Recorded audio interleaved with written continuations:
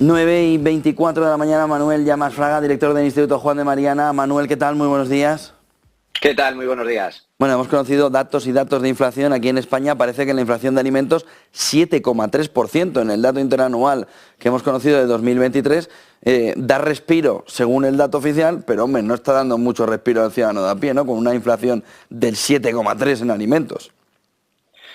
Bueno, para nada, de respiro absolutamente nada. Para empezar hay que comentar que este repunte de la inflación, aunque la inflación se esté moderando, esto significa que los precios siguen subiendo y siguen subiendo además de forma sustancial. Es cierto que no ha habido variación en el índice general de mes a mes, es decir, el mes de diciembre con respecto al mes de noviembre, pero la inflación sigue estando por encima del 3% y la inflación subyacente próxima todavía al 4%, eliminando alimentos y eliminando energía. La cuestión es que la inflación es un impuesto invisible que va haciendo mella sobre el bolsillo de los ciudadanos y también elevando el coste de las empresas mes tras mes. ¿Y esto por qué es relevante? Porque acabamos de publicar hoy mismo precisamente un informe en el Instituto Juan de Mariana en donde ponemos negro sobre blanco al incremento de la inflación bajo el mandato de Pedro Sánchez desde el año 2018. Pues bien,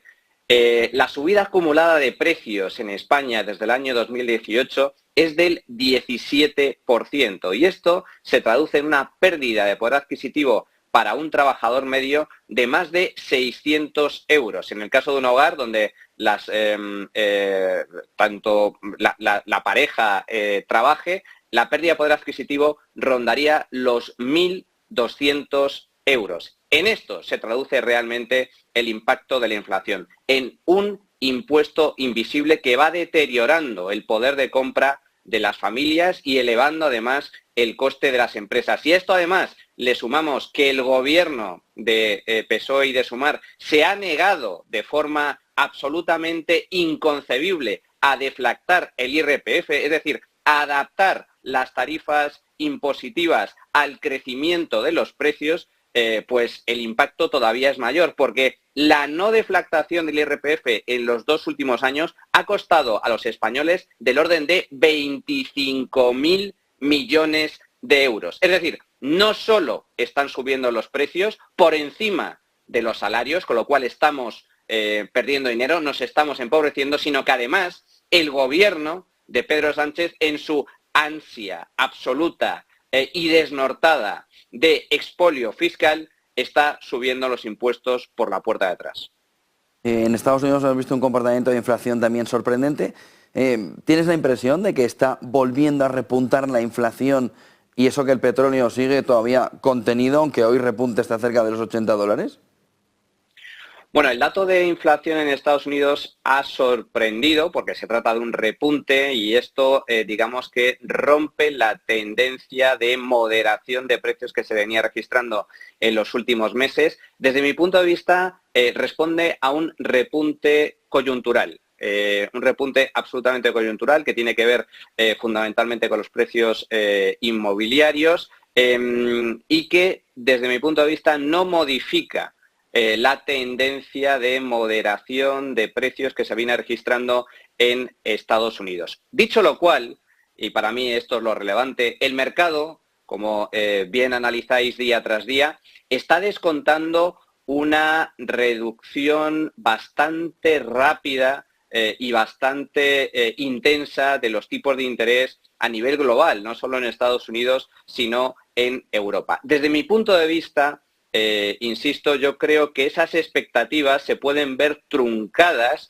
porque si bien es cierto que es evidente que se está produciendo una moderación en el alza de precios, insisto, los precios siguen subiendo pero a un ritmo más lento del que subían hace un año, tanto en Estados Unidos como en Europa, nada apunta a que la inflación se vaya a mantener bajo control, es decir, por debajo del umbral objetivo de los bancos centrales, que es el 2%, a corto plazo. Es decir, si bien la inflación ha repuntado en Estados Unidos de forma coyuntural por encima del 3%, la tendencia sigue siendo de moderación. Esto no significa que la inflación vuelva a acelerarse, pero tampoco que vaya a caer de forma sustancial. De hecho, las previsiones razonables para el conjunto del año 2024 es que la inflación general en Estados Unidos se mantenga en el entorno del 3%.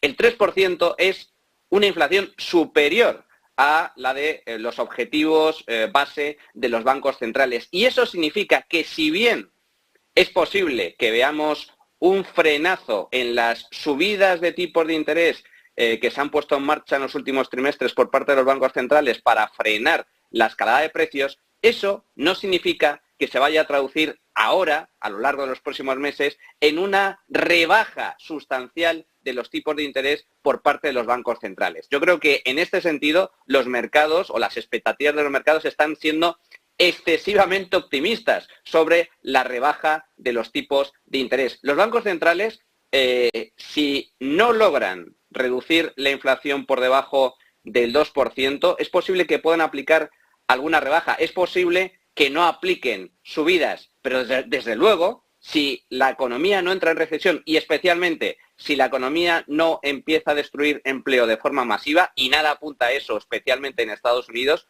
yo desde luego no veo rebajas sustanciales, continuadas y fuertes de los tipos de interés a lo largo del año 2024. ¿Cómo ves la fotografía general aún así, volviendo aquí a España? Después de lo que vimos en el Congreso durante la semana, ¿cómo puede afectar esa estabilidad tan pequeña, tan corta, tan débil al conjunto de la economía y a la inversión que viene desde fuera? Es decir, ¿cómo nos están mirando ya desde fuera con el capítulo además que vivimos esta semana? Bueno, José Antonio, yo creo que la respuesta es que no nos está mirando. La inversión extranjera, España no está en el mapa. Esa es la triste realidad y además se está reflejando claramente en los datos de inversión foránea. Ayer mismo conocíamos que la inversión extranjera en España, a diferencia del resto de países ricos, ha caído desde el año 2019. Las empresas extranjeras invierten cada vez menos en España y de hecho hay cada vez más empresas españolas que deciden invertir fuera o directamente que se van del país. ¿Y esto a qué responde?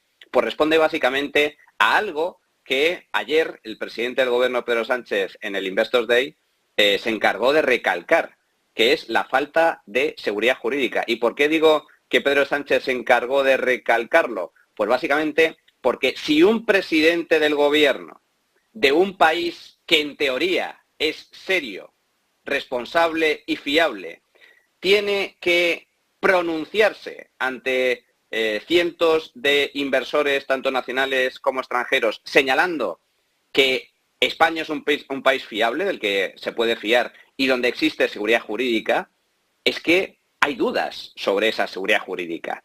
Yo no veo al presidente de Estados Unidos, al presidente de Francia, al presidente de Alemania, al presidente de Reino Unido, al presidente de Suiza, diciendo, oiga, que aquí hay seguridad jurídica. Eso ya se presupone en cualquier país serio. Que un presidente del gobierno de España tenga que salir a la palestra a decir que en España hay seguridad jurídica es la prueba inequívoca de que en España no hay seguridad jurídica. Es todo lo contrario. Es un océano de inseguridad jurídica cada vez mayor. Y la prueba es que el propio presidente del gobierno tiene que intentar convencer a los inversores de que aquí se respetan las reglas de juego. Pero ¿cómo se van a respetar las reglas de juego en un país como es España, en el que el gobierno le está prometiendo algo absolutamente legal e inconstitucional a sus socios separatistas de Junts, como es la amnistía, o como es tantas y tantas otras cosas, hasta el punto de cuestionar o de poner encima de la mesa la posibilidad de sancionar a aquellas empresas, más de 8.000, recordemos, que han salido de Cataluña desde el año 2017 debido precisamente a ese océano de inseguridad jurídica que provocaron los políticos secesionistas con la proclamación de la independencia y la celebración del referéndum ilegal. Que un gobierno se atreva a poner sobre el tapete o incluso a negociar o a plantear la posibilidad de establecer sanciones por el mero hecho de que una empresa libremente decida cambiar su sede fiscal dentro del territorio nacional, no es propio de países serios, José Antonio, es propio de países bananeros. 9:34 de la mañana. Muchísimas gracias, Manuel Llamas, director del Instituto Juan de Mariana. Gracias por toda esa fotografía. Buen día y buen negocio, Manuel. Fuerte abrazo. 9:35 de la mañana, Eva Villanueva, ¿cómo marcha esta primera, un poquito más ya de media hora de cotización en el